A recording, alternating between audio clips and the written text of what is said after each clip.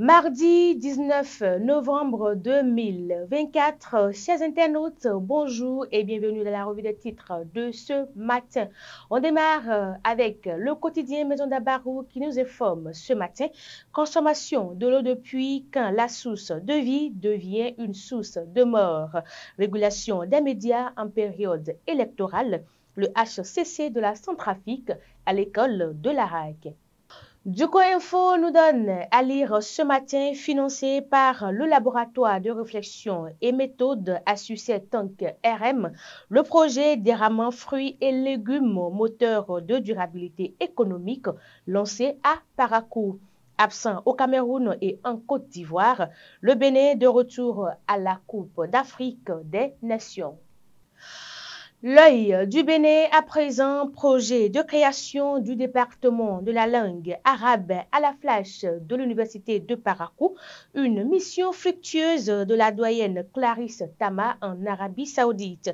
Après leur brillante participation aux Jeux universitaires 2024, les équipes de l'université de Parakou présentent leur trophée aux autorités du COUSPE.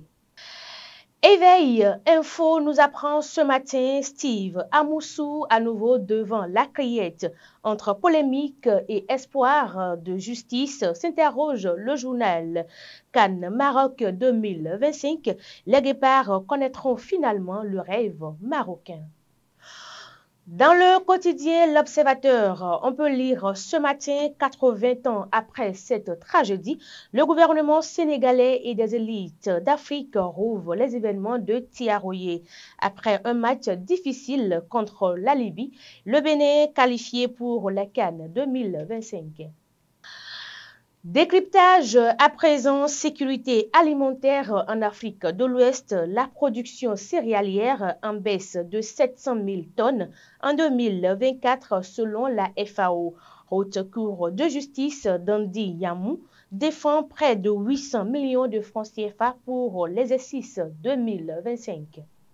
Gaskiani Info nous informe ce matin Coupe d'Afrique des Nations Maroc 2025, le retour des guépards du Bénin. Indice harmonisé des prix à la consommation, une légère augmentation. La Relève Info nous informe ce matin, sommet du G20 à Rio au Brésil, Lula réitère son engagement en faveur de la lutte contre la faim. Troisième édition de la foire du partenariat gouvernemental du Bénin USADF, 3 jours d'exposition pour la promotion et la visibilité des produits locaux. Le Télégramme, à présent, session budgétaire à l'Assemblée nationale, plus de 29 milliards pour le numérique et la digitalisation, 7,9 milliards de francs CFA au ministère du Travail, près de 4 milliards de francs CFA pour la Cour suprême.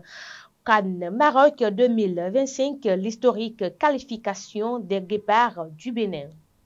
Le quotidien Fraternité nous apprend ce matin qualification pour la Cannes Maroc 2025, mission accomplie pour les guépards. Libye 0, Bénin 0, les vérités d'un match irrespirable.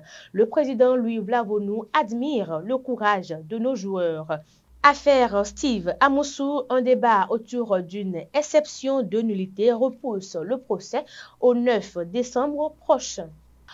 Autour du matin libre, à présent, Parakou, lancement du projet d'érament fruits et légumes, Rekia Madougou sort des jeunes du chômage. Pour plus de visibilité et de connectivité, les numéros MTN passent à 10 chiffres à partir du 30 novembre prochain. À présent, les autres titres du quotidien Maison d'Abarou. Pour la mise sur le marché de son jus de fruits, la société Amda Sarl reçoit l'autorisation de la BSSA. Acte 1 du Vivo Tensa à Parakou, le restaurant Les Recettes de Folakemi organise une journée de divertissement. Coupe d'Afrique des Nations 2025, le Bénin obtient son ticket pour le Maroc. Financement public des partis politiques au Bénin, Nouroudine Saka Saleh demande la suppression. Chers internautes, c'est la fin de cette revue des titres. Merci d'avoir été des nôtres. Restez connectés pour la suite de l'actualité sur Dabarou TV. À très bientôt.